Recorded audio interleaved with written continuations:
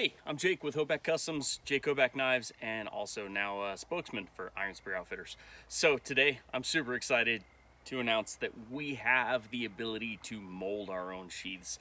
In the past, we have used Kydex for all of our knives and axes and all of the tools that we make. And gotta be honest, I'm not a huge fan of Kydex. Never really have been. Don't like making it. It's a challenge. Don't like outsourcing it. It's a challenge to find guys that can do a really good job with it that we expect. And then retaining that over the years. I mean, doing this for 25 years, it's pretty hard to get people that are in the industry for that long or want to stay in the industry, especially making Kydex. So for the longest time, I've been wanting to make molded sheaths.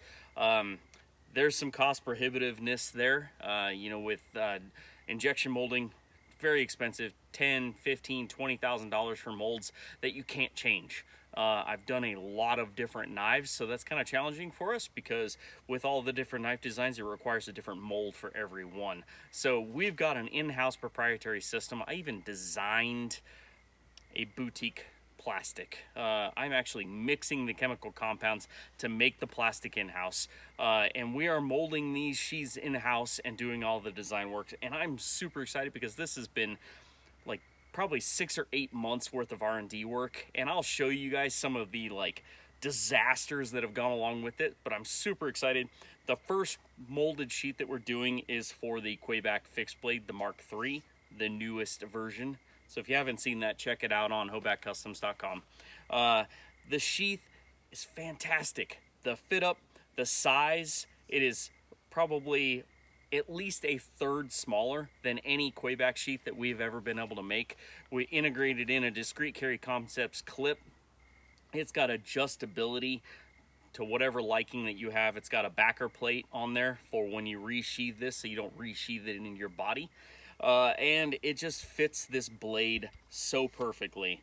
It clicks in, everything works good. It is a one-piece sheath, and the plastic that we are using is fantastic for durability, toughness, and impact resistance. So I'm super excited to show you some of how this worked, and also kind of excited to show you some of the failures, because you guys being able to see some of the failures along the way kind of shows how much effort we put into everything that we make. So the Quayback Mark III fixed blade is the first sheath that we're making. The Centurion axe is going to be the next one that gets a sheath system designed to be carried on your belt or on your backpack for quick draw and putting it back in safely.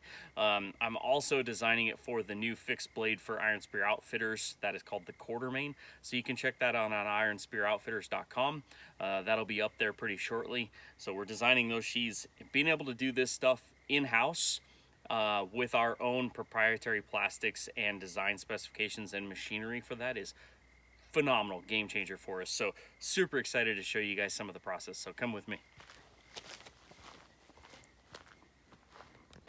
Okay, so we are in the R&D facility in the plastics department, and we're just kind of showing you the disaster. This is maybe a fraction, a micro fraction of all of the broken bits and pieces that we've done in testing. And being able to get the perfect molded sheath has been a huge endeavor of mine for a while now. So, 6 or 8 months so far of R&D, and we broke a lot of stuff. Mostly it's like checking ductility and flexibility of the plastic and dialing in the mixture that we're using to create the elasticity, the retention, and accounting for shrinkage and water absorption of the plastic so that we can make the most durable sheaths that we can possibly make, even up to and including only doing half of a sheath so we can check fitment and where we're getting rub patterns inside the sheath, and then the tensioning system that goes along with that. So there's a lot that has gone in here.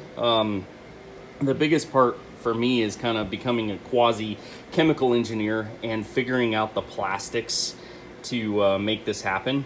And that has been a huge paradigm shift in how I think about things, just because there's so much more to chemical engineering than, knife or machining related engineering.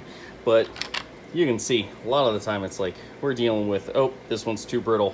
And then we get some of them that we're just like, oh, this one's way too soft, way too flexible. So let's cut those percentages and change you know, how we fit that. And then it gets into like, okay, so this stuff's shrinking.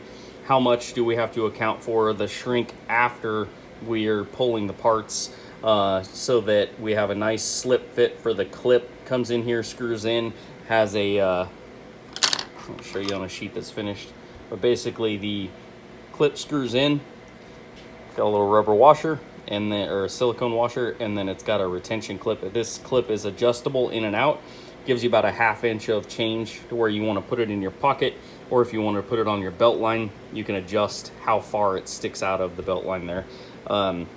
Retention, same thing, silicone washer gives us the ability to change the tension and make it perfect.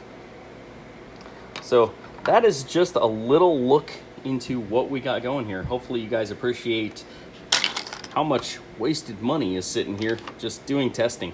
But we want to make sure that we're getting the best possible product out to you guys. So check it out on Hoback Customs and IronSpearOutfitters.com. Thanks guys, take care.